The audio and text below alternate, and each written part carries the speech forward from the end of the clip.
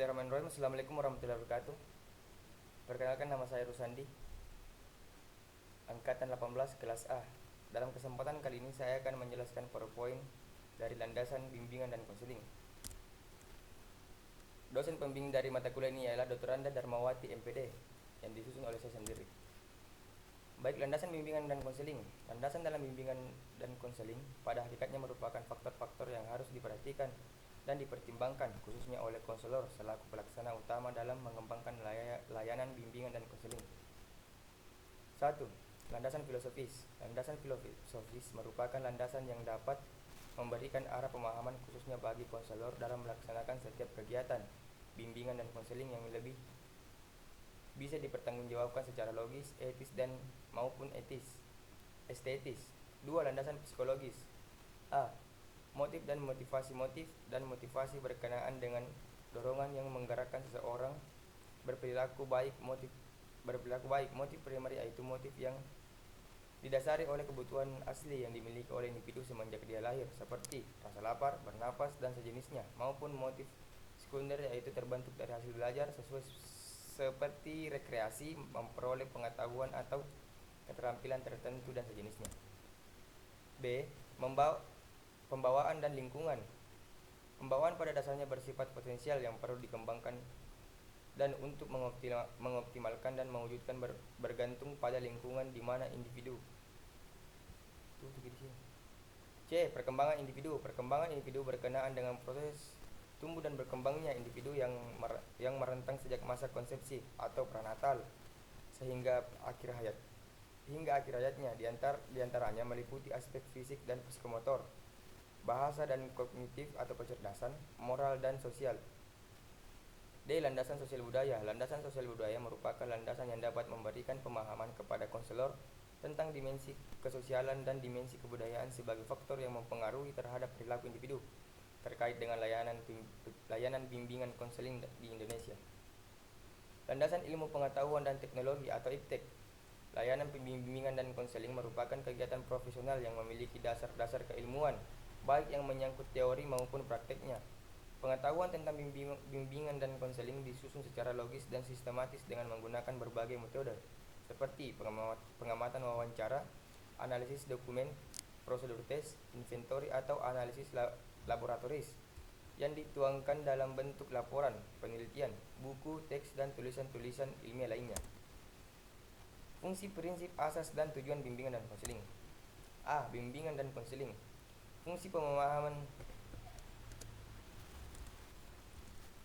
A. Fungsi bimbingan dan konseling. Fungsi pemahaman yaitu bimbingan dan konseling membantu konseli agar memiliki pemahaman terhadap dirinya, potensinya, dan lingkungannya. Berdasarkan pemahaman ini, konseli diharapkan mampu mengembangkan potensi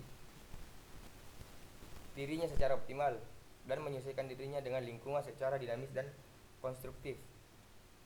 1. Fungsi pengembangan, yaitu bimbingan dan konseling yang sifatnya lebih proaktif, dan fungsi-fungsi lainnya. Konselor senantiasa berupaya untuk menciptakan lingkungan belajar yang kondusif yang memfasilitasi perkembangan konseli. 2. Fungsi penyaluran, yaitu fungsi bimbingan dan konseling dalam membantu konseli memilih kegiatan ekstrakurikuler, jurusan atau program studi dan memantapkan penguasaan karir atau jabatan yang sesuai dengan minat, bakat, keahlian, dan ciri-ciri kepribadian lainnya. 3. Fungsi adaptasi, yaitu membantu para pelaksana pendidikan, kepala sekolah atau madrasah dan staf, konselor, dan guru untuk menyesuaikan program pendidikan terhadap latar belakang pendidikan, minat, kemampuan, dan kebutuhan konseli. 4. Fungsi perbaikan, yaitu untuk membantu konseli sehingga dapat memperbaiki kekeliruan dalam berpikir, berperasaan, dan bertindak atau berkehendak. B. Prinsip bimbingan dan konseling. Bimbingan dan konseling sebagai proses individual. Bimbingan dan konseling sebagai proses individual.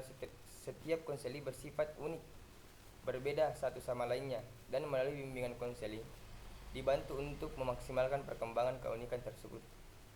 Bimbingan menekankan hal yang positif.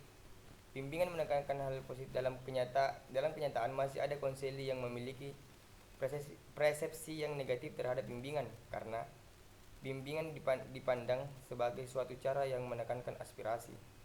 Bimbingan dan konseling berlangsung dalam berbagai setting atau adegan.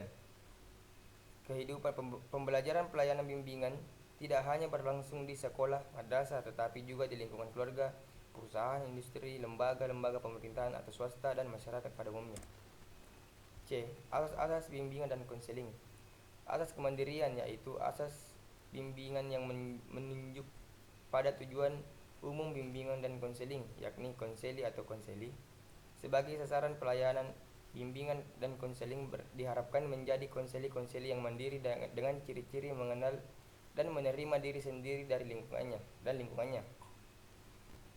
Berikutnya ialah asas keharmonisan, yaitu asas bimbingan dan konseling yang menghendaki agar segenap pelayanan dan kegiatan bimbingan dan konseling didasarkan pada dan tidak boleh bertentang dengan nilai dan norma yang ada. D. Tujuan bimbingan dan konseling. 1. Tujuan bimbingan dan konseling yang terkait dengan aspek pribadi sosial konseli adalah memiliki komitmen yang kuat dalam mengamalkan nilai-nilai keimanan dan ketakwaan kepada Tuhan Yang Maha Esa, baik dalam kehidupan pribadi, keluarga, pergaulan, dan teman sebaya, sekolah atau madrasah atau tempat kerja. 2. Tujuan bimbingan dan konseling yang terkait dengan aspek akademik atau belajar adalah memiliki kesadaran tentang potensi diri dalam aspek belajar dan memahami berbagai hambatan yang mungkin muncul dalam proses belajar yang dialaminya, memiliki sikap dan kebiasaan belajar yang positif seperti kebiasaan membaca buku, disiplin dalam belajar, mempunyai perhatian terhadap semua pelajaran, dan aktif mengikuti semua kegiatan yang diprogramkan. 3. Tujuan bimbingan dan konseling yang terkait dengan aspek karir ialah memiliki pemahaman diri atau kemampuan minat dan kepribadian yang terkait dengan pekerjaan, memiliki pengetahuan mengenai dunia kerja dan informasi karir yang menunjang kematangan potensi karir, memiliki sikap positif terhadap dunia kerja. Itulah tadi presentasi yang mungkin saya paparkan dalam video kali ini. Sekian dan terima kasih. Assalamualaikum warahmatullahi wabarakatuh.